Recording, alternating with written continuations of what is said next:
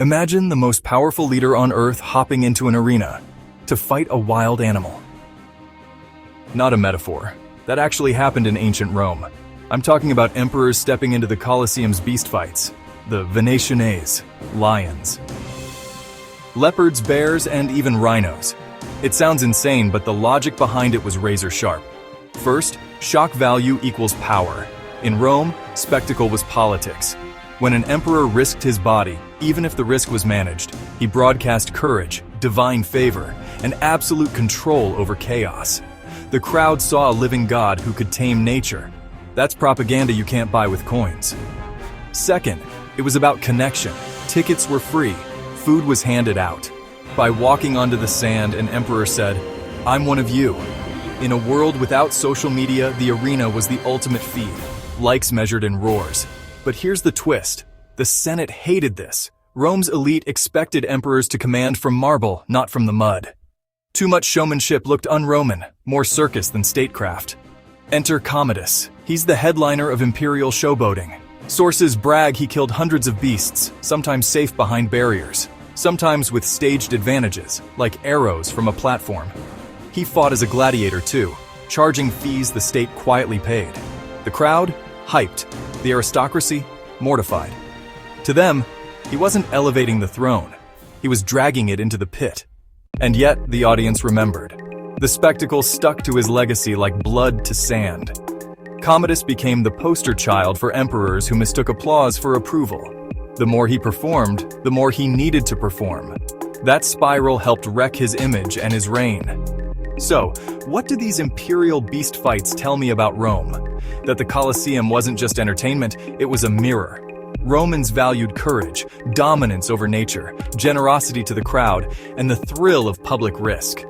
They wanted leaders who looked unbeatable, and they wanted to see it live. Legacy time. These shows didn't just train animals, they trained emotions. They taught people to equate danger with legitimacy and spectacle with truth. That echo is loud today. Think about modern power moves, leaders visiting war zones in body armor, billionaires launching themselves into space, influencers pulling stunts that toe the line between daring and reckless, all to prove they're bold, different, untouchable. We still reward public risk with public trust. So here's my question for you.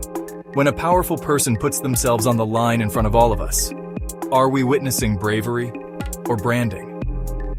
And in a world built on attention, how do we tell the difference? Drop your take in the comments. And next time you see a high-risk spectacle, remember the Colosseum, the original algorithm.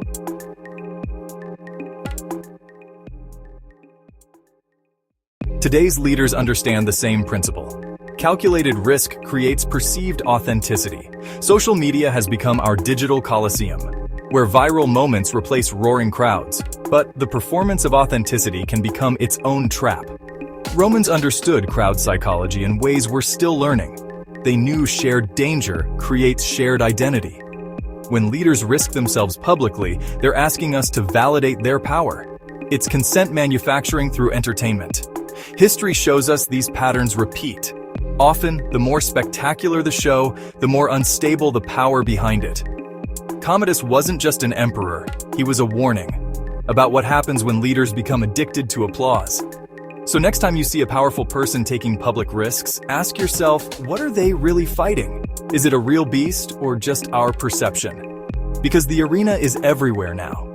The Romans weren't so different from us. They just understood the power of entertainment. The question is, will we choose our gladiators more wisely? If this made you think, subscribe for more historical insights. And tell me in the comments, what modern spectacles remind you of Rome? Remember, those who don't learn from history are doomed to repeat it in high definition.